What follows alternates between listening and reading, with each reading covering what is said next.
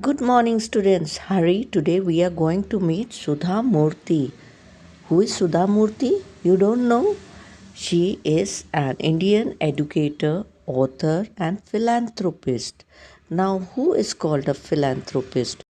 It is a person who seeks to promote the welfare of others, especially by generous donation of money to good cause. Do you know who is the chairperson of the Infosys Foundation? The Indomitable Sudha Murty, adapted from Approachable by Sudha Murty. Students, indomitable means unbeatable. It was a long time ago. I was in the final year of my master's course in computer science at the Indian Institute of Science, or IISC, in Bangalore, now Bengaluru, then known as the Tata Institute. Life was full of fun and joy. Students, here Sudha Murty is telling about herself. It was probably the April of 1974. Bangalore was getting warm, and red gulmohars were blooming at the IISC campus. I was the only girl in my postgraduate department and was staying at the ladies' hostel. Other girls were pursuing research in different departments of science. I was looking forward to going abroad to complete a doctorate in computer science. I had been offered scholarships from universities in the US. I had not thought of taking up a job in India. One day, while on the way to my hostel from our lecture hall complex, I saw an advertisement on the notice board. It was a standard job requirement notice from the famous automobile company Telco, now Tata Motors. Students, do you know about Tata Motors?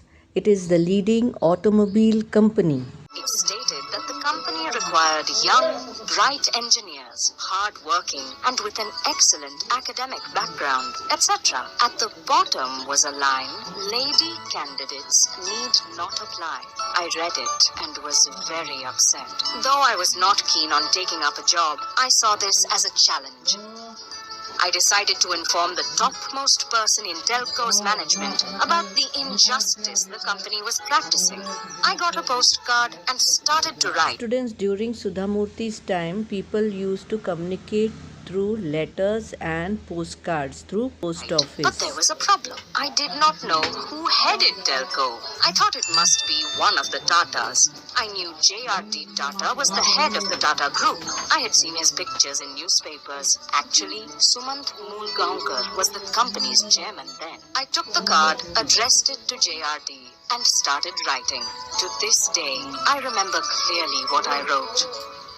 The great Tatas have always been pioneers. They are the people who started the basic infrastructure industries in India, such as iron and steel, chemicals, textiles, and locomotives. They have cared for higher education in India since 1900, and they were responsible for the establishment of the Indian Institute of Science. Fortunately, I study there, but I am surprised how a company such as Telco is discriminating on the basis of gender. I posted the letter and forgot about it. Less than 10 days later, I received a telegram stating that I had to appear for an interview at Telco's Pune facility at the company's expense. I was taken aback by the telegram. As directed, I went to Telco's Pimpri office for the interview. "This is the girl who wrote to J.R.D." I heard somebody whisper as soon as I entered the room. By then, I knew for sure that I would not get the job. That realization abolished all fears from my mind. So I was rather cool while the interview was being conducted. Even before the interview started, I reckoned the panel was biased. So I told them, rather impolitely, I hope this is only a technical interview. They were taken aback by my rudeness, and even today, I am ashamed about my attitude.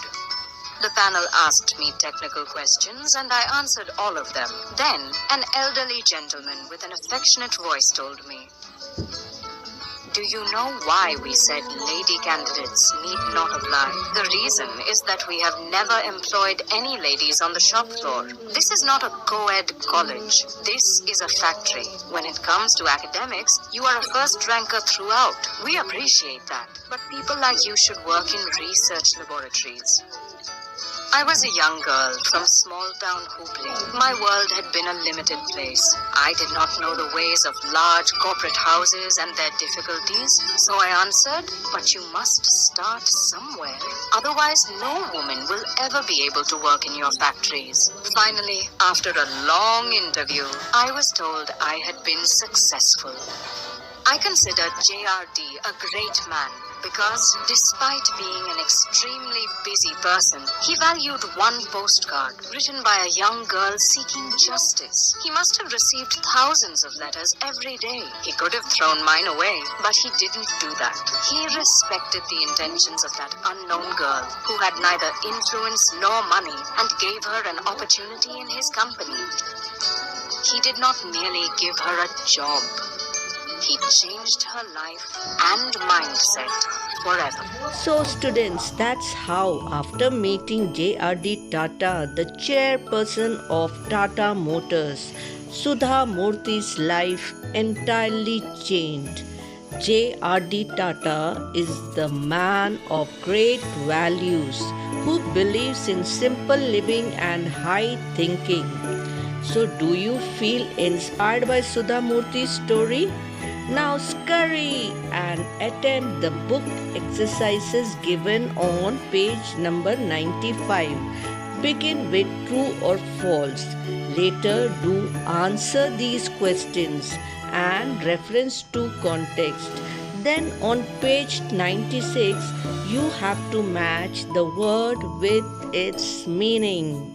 Then add question tags at the end of the statement given on page number 98, and in the end you have to write all the words that you have learned from this lesson, and don't forget to download all that you have written into your brain. Okay, meet you soon in my next video. Till then, love you, bye.